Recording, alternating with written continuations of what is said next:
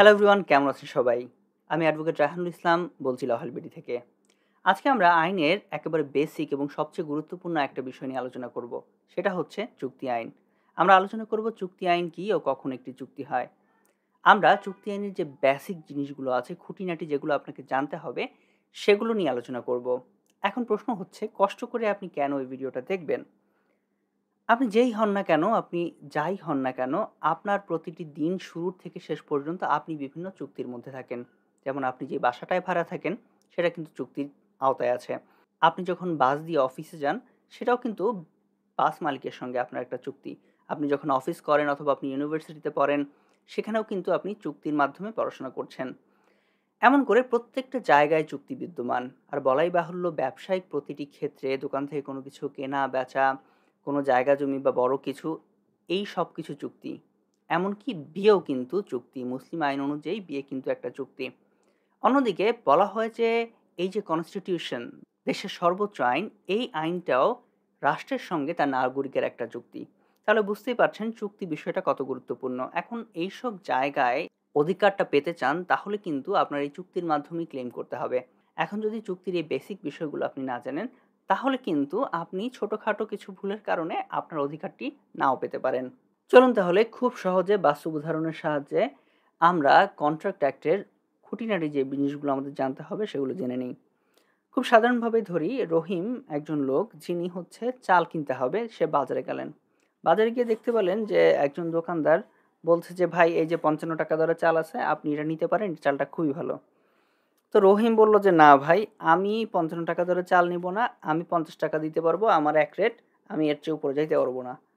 তো তারপরে দুইজনে আসলে রাজি হইল। এখানে কিন্তু কন্ট্রাক্টের যে বেসিক এবং ফার্স্ট স্টেপটা, সেটা কিন্তু কমপ্লিট হলো। কিভাবে? এখানে যে সাধছে একজন দোকানদার, এটা কিন্তু অফার। এখন রহিম এই অফারটা গ্রহণ করলো না। রহিম নিজে অফার করলো যে, ভাই আমি 50 টাকা দিব, তুমি আমাকে চাল দিবা। তখন রহিম কিন্তু একটা অফার দিল এবং আলটিমেটলি দোকানদার রাজি হইল। অফার এবং অ্যাকসেপ্টেন্স হয়ে গেল। এখন দুইজন দুইজনকে প্রমিসও করলো, এক্সপ্রেসলি না, ইমপ্লাইডলি তারা দুইজন দুইজনকে আসলে প্রমিস করলো যে, হ্যাঁ, এই টাকার বিনিময়ে আমি এই চালটা তোমাকে দিব। তাহলে এখানে অফার হইল, অ্যাকসেপ্টেন্স হইল এবং দুইজনে মিলা প্রমিসও হয়ে গেল। এখন এই যে রহিম অফার করলো, সে হচ্ছে প্রমিসর, এবং যে দোকানদার সে হচ্ছে প্রমিজি। আমরা এই জিনিসগুলো ভেঙে ভেঙে পড়ছি, বিকজ আইনে যেভাবে লেখা আছে যে জিনিসটা আপনার বড় কাজ করতে গেলে লাগবে বা প্রবলেম রাইজ করলে যে জিনিসটা আপনার লাগবে, সেটা বোঝার জন্য ভেঙে ভেঙে বলছি। সো এরপর আমরা আইনে চলে যাই। দেখুন, 2A-তে কিন্তু প্রপোজাল বা অফারের কথা বলা হয়েছে, যেটা প্রথমে দোকানদার করলো, পরে রহিম করলো। তারপর অ্যাকসেপ্টেন্সের কথা বলা হয়েছে, যেটা আমি বললাম দোকানদার অ্যাকসেপ্ট করলো, যে প্রমিস হলো। এবং এই যে প্রমিসর এবং প্রমিজি, এগুলোই ইংরেজিতে লেখা আছে একটু কঠিন ভাষায়, আমি খুব সহজে বললাম। তো আশা করি এই ফার্স্ট পার্টটুকু আপনারা বুঝতে পেরেছেন। অফার হয়েছে, অ্যাকসেপ্টেন্স হয়েছে এবং প্রমিস হয়েছে। এই এলিমেন্টগুলো কিন্তু থাকতে হবে। এগুলো এক্সপ্রেসলি না হয়ে, সরাসরি না বলে, মুখ দিয়ে এক্সপ্রেস না করে, একটা কাজ ঘটার মাধ্যমে এগুলো অটোমেটিকলি ঘটে যায়। সো এগুলো আসলে ওইভাবে খেয়াল করার দরকার হয় না আমাদের। কিন্তু কন্ট্রাক্ট আইন বুঝতে গেলে এই জিনিসগুলো জরুরি। তো এরপর কি হইল, যে এখন যে টাকা দিবে, তাহলে কত আসলো? 5 কেজি চালে হচ্ছে আপনার 50 টাকা করে, হ্যাঁ? 250 টাকা আসলো। এখন এই 250 টাকা তো রহিমকে দিতে হবে। এখন রহিম যখন বাসা থেকে আসছিল, ওর ওয়াইফ ওকে 5 জোড়া নারকেল ধরিয়ে দিল যে, এগুলো বিক্রি করে দিও, বিক্রি করে তুমি তোমার কাছে টাকাটা রেখো। তো রহিম চিন্তা করলো, আবার আমি অন্য জায়গায় বিক্রি করতে যাব, আমি এই দোকানদারকে নারিকেলটা অফার করি, ঠিক আছে, নারিকেলটা দিয়ে আমি চালটা নিয়ে যাই। তো দোকানদারও রাজি হইলো। এখন একটু চিন্তা করেন যে এখানে কি হয়েছে। এখানে আগের যুগের কথা যদি চিন্তা করি, যখন টাকা ছিল না, সেই আমলের কথা যদি আমরা চিন্তা করি, মানুষ কি করতো? একটার বিনিময়ে আরেকটা নিত, হ্যাঁ, বিনিময় করতো। ধরেন আপনার এক হালি ডিমের বিনিময়ে হচ্ছে এক জোড়া নারকেল হয়তো তখন নিত। সো এই যে আদান প্রদান করতো, যার যেটা প্রয়োজন হইতো সে সেটা নিত। তারা কি মনে করতো? তারা মনে করতো এই নারিকেল ইকুয়াল টু ডিম। তার মানে কনসিডার করতো দুইটার ভ্যালু সমান। সো এইটা হচ্ছে কনসিডারেশন। আধুনিক যুগে consideration most of the time টাকার বিনিময়ে হয়। অনেকের অবশ্য মিসকনসেপশন আছে বা অনেকে একটু ভুল বোঝায় যে কনসিডারেশন টাকার বিনিময়ে হতে হবে। বিষয়টা কিন্তু তা না। এই কনসিডারেশন অন্য কোনো পণ্যের বিনিময় হতে পারে, আপনার সার্ভিসের বিনিময় হতে পারে, অনেক অনেকভাবে হতে পারে। বাট ফ্যাক্ট হচ্ছে ওটা যে ইকুয়াল হিসাবে কনসিডার করতে হবে। ইকুয়াল না হলেও আপনাকে ধারণা করে নিতে হবে যে এই দুইটা জিনিস ইকুয়াল, তাই এটা আদান প্রদান হয়েছে। এখন যখন কনসিডার হইল, অফার অ্যাকসেপ্টেন্স হইল, প্রমিস হইল এবং টাকার বিনিময় হইল, তখন হয়ে গেল এগ্রিমেন্ট। এগ্রিমেন্ট কি? এগ্রিমেন্টকে যদি আমি ভালোভাবে বোঝার মতো করে বুঝতে চাই তাহলে এটা বলা যায় ঐক্যমত বা একমত হলো। ঠিক আছে, তো তারা যে একমত হইলো, এতে কি কন্ট্রাক্ট হয়ে গেল? না, কন্ট্রাক্ট কিন্তু এখনো হয় নাই। এগ্রিমেন্টের সঙ্গে আরো কয়েকটা জিনিস লাগে, যেমন আইন সিদ্ধ হইতে হয়, সেটার উপর কোনো প্রভাব থাকতে পারবে না, ফ্রড থাকতে পারবে না, ইত্যাদি ইত্যাদি। এবং এই জিনিসটাকেই বলা হয়েছে যে an agreement enforceable by law is a contract. তার মানে আমি যে কথাটা বললাম সংক্ষিপ্তভাবে একই কথা বলা হয়েছে। এবং 2H বলা হয়েছে যে আইন সিদ্ধ হইতে হবে, আইন দ্বারা যেই চুক্তি প্রয়োগ করা যায় সেরকম হইতে হবে। এবং 2G বলা হয়েছে যদি আইন সিদ্ধ না হয় তাহলে সেটা বাতিল কন্ট্রাক্ট বা ভয়েড কন্ট্রাক্ট। আমরা ওই কমপ্লিকেশনে যাচ্ছি না। ঠিক আছে, মানে কোনো কন্ট্রাক্ট আইন সিদ্ধ না হইলে যদি হয়েও যায় তাহলে কিন্তু সেটা ভয়েড বা বাতিল, সেই কন্ট্রাক্টের কোনো কাজ হবে না। এখন এনফোর্সেবল বাই ল বলতে কি বুঝি, এই জিনিসটা এই যে সেকশন 2H এর বিষয়টা আরেকটু ইলাবোরেট করে সেকশন 10 বলা হয়েছে যে সব এগ্রিমেন্টই কন্ট্রাক্ট হবে যেখানে পার্টিজ কম্পিটেন্ট টু কন্ট্রাক্ট। তার মানে হচ্ছে পার্টি যে পক্ষগুলো আছে সেগুলো যখন চুক্তি করার যোগ্য থাকে এবং সেইখানে লফুল কনসিডারেশন থাকে, লফুল অবজেক্ট থাকে, তারপরে আপনি যেই কাজটা করবেন সেইটা উদ্দেশ্য খারাপ, বেআইনি কিছু হইতে পারবে না, খারাপ না বেআইনি কিছু হইতে পারবে না, এবং যেটা ভয়েড না। সো এখন আপনার সেকশন 11 আমরা চলে আসি, রাইট? সেকশন 11 যে আমরা এই যে কম্পিটেন্ট টু কন্ট্রাক্ট একটু আগে দেখেছিলাম, এইখানে কম্পিটেন্ট টু কন্ট্রাক্ট সেইটার একটা এক্সপ্লেনেশন দেওয়া হয়েছে। প্রথম কথা হচ্ছে, ইমাজিন করেন যে আপনার কাছে একটা বাচ্চা আসলো 5 বছরের, ও হচ্ছে 1000 টাকা নিয়ে আসলো, 1000 টাকা নিয়ে এসে বললো যে আমাকে 2টা চকলেট দেন। আপনি বললেন যে না, তোমারে তো আমি 2টা চকলেট দিব না, 1000 টাকায় আমি তোমারে 1 প্যাকেট চকলেট দিব। আপনি ভাব দেখালেন যে হ্যাঁ আমি তোমার 1000 টাকার বিনিময়ে অনেক চকলেট দিয়ে দিচ্ছি। বাচ্চা তো খুশি মনে নিয়ে গেল, কারণ বাচ্চা তো ওই 1000 টাকার ভ্যালু বোঝে না। আপনি যেই 1 প্যাকেট চকলেট বিক্রি করেন সেটার দাম হয়তো 100 টাকা। এখন আপনি কি করতে চাইলেন, যে আপনি বিষয়টা হালাল করতে চাইলেন কাইন্ড অফ, যে না এটা আমি এত টাকা দিয়ে বিক্রি করছি। এখন ও তো বাচ্চা, ওর সঙ্গে কন্ট্রাক্ট করলে কি কন্ট্রাক্টটা হবে? জেনারেল সেন্স কি বলে? হবে না। এবং আইনও কিন্তু তাই বলে যে না, আপনি আসলে এরকম মাইনর যারা আছে তাদের সঙ্গে আপনি কন্ট্রাক্ট করতে পারবেন না। এখন এই মাইনর কারা? যারা ছোট, যারা আইন দ্বারা লিগালি কন্ট্রাক্ট করতে পারে না। ঠিক আছে, আরও ভালো বাংলা হচ্ছে যারা প্রাপ্তবয়স্ক না। এখন বাংলাদেশের আইনে কি বলা হয়েছে? বাংলাদেশের আইনে বলা হয়েছে 18 বছর বয়স না হইলে সবাই হচ্ছে মাইনর, অর্থাৎ তারা কিন্তু চুক্তি করতে পারবে না, তাদের সঙ্গে আপনিও চুক্তি করতে পারবেন না। তবে এখানে একটা এক্সেপশন আছে, বিষয়টা কমপ্লিকেটেড করবেন না, তাও বলে রাখি। সেটা হচ্ছে যদি মাইনরের ভালোর জন্য কোনো কিছু হয় তাহলে কিন্তু এক্সেপশনালভাবে কন্ট্রাক্ট করা যায়। এটা একটা এক্সেপশন, জেনে রাখেন, বাট এখনই এটা নিয়ে মাথা ঘামানোর দরকার নেই। এই গেল একটা জিনিস। আর কি হইতে হবে? আর হইতে হবে সাউন্ড মাইন্ড। হ্যাঁ, এখন সাউন্ড মাইন্ড মানে কি? সাউন্ড মাইন্ড মানে হচ্ছে সুস্থ মস্তিষ্ক। এই সাউন্ড মাইন্ডটা আবার ভালোভাবে এক্সপ্লেন করা হয়েছে সেকশন 12-তে। সাউন্ড মাইন্ড কি? সংক্ষেপে যদি বলি, যে লোকটা নিজের ভালো মন্দ বুঝতে পারবে, নিজের যৌক্তিক যেই চিন্তা ভাবনা, জাজমেন্ট সেটা করতে পারবে, সে হচ্ছে সাউন্ড মাইন্ড। যদি কেউ উন্মাদ হয়, পাগল হয়, চুক্তি করার সময় সে যদি পাগল হয়, হ্যাঁ, তো তখন কিন্তু সে সাউন্ড মাইন্ডের না, তার সঙ্গে কিন্তু চুক্তি করা যাবে না। তাহলে পাগলের সঙ্গে চুক্তি করা যাবে না। অথবা কোনো ভালো মানুষ কোনো সিজনাল পাগল হয় বা কোনো একটা নির্দিষ্ট সময়ের জন্য পাগল ছিল, তখন আপনি চুক্তি করে নিলেন, পটায় পটায় সাইন নিয়ে নিলেন, ঠিক আছে, তাহলে কিন্তু হবে না। এখন এই লফুল হওয়ার জন্য কিন্তু আরও কয়েকটা বিষয় কিন্তু আপনার সামনে চলে আসবে।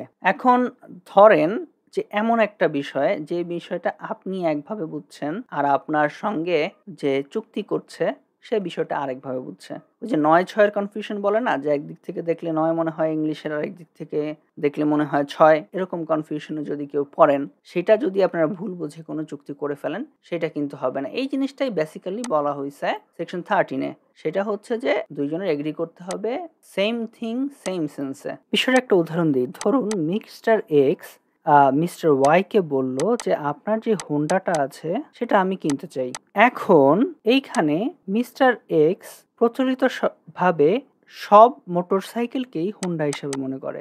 এখন মিস্টার ওয়াইয়ের একটা হোন্ডা আছে যেটা হচ্ছে 100 সিসির, আর একটা ইয়ামাহা আছে যেটা হচ্ছে 150 সিসির। বেসিক্যালি মিস্টার এক্স ওই 150 সিসির ইয়ামাহাটাই কিনতে চাইছে, কিন্তু সে আসলে ওই যে প্রচলিত বাঙালিদের মতো সে সব মোটরসাইকেলকেই হোন্ডা হিসেবে ট্রিট করে, বা সে একটু কম শিক্ষিত হওয়ার কারণে নামটা ভালোভাবে জানে না। যেটা তার পছন্দ হয়েছে, মিস্টার এক্স ভেবেছে যে মিস্টার ওয়াইয়ের ওই একটা মোটরসাইকেলই আছে, স্বাভাবিকভাবে যেটা হয় আর কি। কিন্তু পরবর্তীতে দেখা গেল যে না, মিস্টার ওয়াই তো জানে যে তার দুইটা মোটরসাইকেল, একটা হচ্ছে হোন্ডা ব্র্যান্ডের আর একটা হচ্ছে ইয়ামাহা ব্র্যান্ডের। তো সে যেটা মনে করলো যে এই হোন্ডাটা 100 সিসির হোন্ডাটা কিনতে চাচ্ছে, তো এক্স 1 লক্ষ টাকা দিয়ে কিনতে চাইলো। তো উনি তো খুব খুশি মনে সেটা বিক্রি করে দিল, টাকা টুকা নিল, বললো যে বিকালে পাঠিয়ে দিব। তো বিকালে যখন গেল তখন দেখলো যে না, যেই হোন্ডাটা চাইছিল অ্যাকচুয়ালি সেইটা অ্যাকচুয়ালি ইয়ামাহা। সো এই কন্ট্রাক্টটা কিন্তু হইল না। আর কনসেন্টটা হইতে হবে ফ্রি কনসেন্ট। হ্যাঁ, তো ফ্রি কনসেন্ট কখন হবে আর ফ্রি কনসেন্ট কখন হবে না, এইটার একটা সামারি দেওয়া আছে সেকশন 14-তে, যে এই জিনিস হইলে তোমার হচ্ছে ফ্রি কনসেন্ট হবে। অর্থাৎ তুমি যে সম্মতিটা দিলা চুক্তি করার জন্য, সেইটা একেবারেই নিজের ইচ্ছায় দিছো, তুমি কারো দ্বারা প্রভাবিত হয়ে দাও নাই, ভয় পাইয়া দাও নাই, এইটা যদি হয় তখন সেটা ফ্রি কনসেন্ট হবে। এখন ফ্রি কনসেন্ট আপনি যদি এখানে দেখতে পাচ্ছেন যে অনেকগুলো পয়েন্ট আছে এবং প্রত্যেকটার জন্য আলাদা আলাদা সেকশন আছে। তো আজকে আসলে অত বিস্তারিত যাব না, আমি খুব কোর জিনিসগুলার আলোচনা করব। এখন যেমন ধরেন কোয়ারশন। কোয়ারশন হচ্ছে গিয়ে কি, যে আপনি ধরেন ভয় ভীতি দেখায়া, ঠিক আছে, কেউ চাপে ফেলে আপনার কাছ থেকে কোনো সম্মতি আদায় করলো। যেমন ধরেন আপনার খুব চাপ প্রয়োগ করলো কোনো একটা জিনিস দিয়ে দেওয়ার জন্য, আপনারা বললো যে তুই যদি এটা না দেস তো কিন্তু আমি মেরে ফেলবো, তা আপনি সম্মতি দিয়ে দিলেন বা কোনো একটা জায়গায় সাইন করে দিয়ে দিলেন, এটা কি চুক্তি হবে? ওই যে টিভি সিনেমায় দেখায় না যে নায়ক নায়িকার বাপকে হচ্ছে দুষ্ট লোক গুন্ডা পান্ডা নিয়ে এসে সাইন করে নিয়ে যায়, এটা কিন্তু হবে না। হ্যাঁ, এরপর হচ্ছে আনডিউ ইনফ্লুয়েন্স। এইটা কিন্তু খুব মজার একটা জিনিস। অনেক সময় দেখা যায় যে বাবা মা হচ্ছে বড় ভাইয়ের কাছে থাকে, হ্যাঁ, বাবার মৃত্যুর আগে ফুসলায়া ফাসলায়া বাবাকে বুঝায় যে আমি তো তোমার সেবা করতেছি, তোমার মেয়েরা কি করছে, তোমার অন্য ছেলেরা কি করছে, তাইলে আমাকে তুমি বেশিরভাগ সম্পত্তি লিখে দাও, বা আমাকে তুমি ভালো সম্পত্তিটা আগে দিয়ে যাও। এরকম যদি হয়, এইটা হচ্ছে আনডিউ ইনফ্লুয়েন্স হবে। কারণ হচ্ছে বাবা তার কাছে যেহেতু থাকে, বাবা তার কথার উপর কথা বলতে পারতেছে না, একটা অযাচিত ইনফ্লুয়েন্স আছে এখানে, এক্সিস্ট করতেছে, সেহেতু সেটা ডিনাই করতে পারতেছে না। এবং এই ইনফ্লুয়েন্সের ফলে ও বড় ছেলে যাই বলতেছে বাবা তাই মেনে নিচ্ছে, এরকম যদি কোনো সিচুয়েশন হয়, এটা কিন্তু আনডিউ ইনফ্লুয়েন্স হবে। ডিটেলসে না গেলাম, সোজা কথা হচ্ছে কেউ যদি আপনাকে ইনফ্লুয়েন্স করে বা আপনি ইনফ্লুয়েন্স, যার দ্বারা ইনফ্লুয়েন্স হন, আপনি স্বাভাবিক চিন্তা করতে না পারেন, ঠিক আছে, বা আপনাকে এইভাবে বোঝানো হয় যে আপনি যেটা লজিক্যালি করতেন না সেটা করে ফেলছেন, স্বাভাবিকভাবে সাধারণত যে মানুষটা করে না যেই কাজটা সেটা আপনি করে ফেলছেন, তো সেটা হচ্ছে আনডিউ ইনফ্লুয়েন্স। এরপর আসে ফ্রডের বিষয়টা। ফ্রড আসলে খুব সিম্পল বিষয়, আপনি বুঝতেই পারতেছেন। কেউ যদি আপনাকে আপনার সাথে প্রতারণা করে, এইটা হচ্ছে আনডিউ ইনফ্লুয়েন্স, হচ্ছে ইনফ্লুয়েন্স দিয়ে করে। ফ্রড হচ্ছে কি আপনি কমপ্লিটলি ভুল বুঝায় করে। ঠিক আছে, সোনালী কালারের কোনো একটা জিনিস আপনাকে নিয়ে এসে বললো যে এইটা সোনা, এটা এত টাকা দিয়ে তুই আমার কাছ থেকে কিন, আপনি তো লাভে পড়ে কিনলেন যে হ্যাঁ কম দামে পাচ্ছি কিনে নিলাম। দিস ইজ ফ্রড, একেবারেই এটা ইললিগাল এবং একেবারেই করতেছে মিসরিপ্রেজেন্টেশন। মিসরিপ্রেজেন্টেশন হচ্ছে আপনাকে একজন, ঠিক সোনার এক্সাম্পলটাই আসি, ঠিক আছে, আপনাকে একজন আয়সা বলল যে আমি কাস্টমস অফিসার, সরকার থেকে এই 15টা সোনার বার বিক্রি করা হবে, আপনি এটা কিনতে পারেন। আপনি দেখলেন বাহ কম দামে তো পেয়ে যাচ্ছি, সরকারি জিনিস, সরকারের যেহেতু আমি কম দামে কিনলাম। সে কিন্তু মিসরিপ্রেজেন্ট করলো, সেখানে ফ্রডও করলো, অবশ্য মিসরিপ্রেজেন্টেশনও করলো সে। সো এইভাবে যদি মিসরিপ্রেজেন্ট করে কোনো কিছু, একটাকে অন্য একটা বইলা চালায় দেয়, তো ইচ্ছেকৃত যদি করে, সেইটা কিন্তু আপনার ফ্রি কনসেন্ট হবে না। এবং হচ্ছে লাস্টে হচ্ছে মিস্টেক। যেমন ধরেন হচ্ছে যে আপনি একটা বাড়ি বিক্রি করতে চাইলেন, হ্যাঁ, সেটা হচ্ছে বাড়ি নাম্বার হচ্ছে 32, হ্যাঁ, কিন্তু আপনি টেলিফোনে বললেন সেটা অপর প্রান্তে যে শুনলো সে শুনলো 42। এখন এটা ইংলিশে, ব্রিটিশ ইংলিশ অনেক সময় হয়, তো 32 আর 42-এর মধ্যে যে ডিফারেন্স, একটা মিস্টেক হয়ে গেল, ঠিক আছে, ওইটাও আসলে কন্ট্রাক্টটা হবে না। সো আশা করি বিষয়গুলো বুঝতে পারছেন যে একটা কন্ট্রাক্ট হলে কি হইতে হবে। এখন যদি আমরা বিষয়টাকে সংক্ষিপ্তভাবে সামারি আকারে বলি, তাহলে প্রশ্ন হচ্ছে কে কন্ট্রাক্ট করতে পারে? যার বয়স হচ্ছে 18 বছর, বা যে মেজরিটি অর্জন করছে, যে হচ্ছে নিজের ভালো মন্দ বুঝতে পারে, সাউন্ড মাইন্ডেড, যে উন্মাদ না, পাগল না, সে করতে পারে কন্ট্রাক্ট। কিভাবে করতে পারে? অফার থাকতে হবে, অ্যাকসেপ্টেন্স থাকতে হবে এবং কনসিডারেশন থাকতে হবে। থাকার পর সেটা একটা এগ্রিমেন্ট হবে। এবং কখন হয় অ্যান এগ্রিমেন্ট? যখন এনফোর্সেবল বাই ল হয়। এনফোর্সেবল বাই ল হইতে হলে কি হবে? যে সেইখানে হচ্ছে আপনার কোনো জোর করা থাকতে পারবে না, সেখানে কোনো আনডিউ ইনফ্লুয়েন্স থাকতে পারবে না, অযাচিত কোনো ইনফ্লুয়েন্স থাকতে পারবে না, সেখানে কোনো প্রতারণা বা ফ্রড থাকতে পারবে না, সেখানে মিসরিপ্রেজেন্টেশন থাকতে পারবে না এবং সেখানে মিস্টেক থাকতে পারবে না। সো যদি এমনভাবে কোনো কিছু হয় তাহলে তখন সেইটা হবে কন্ট্রাক্ট। আশা করি বিষয়টা বুঝাতে পেরেছি।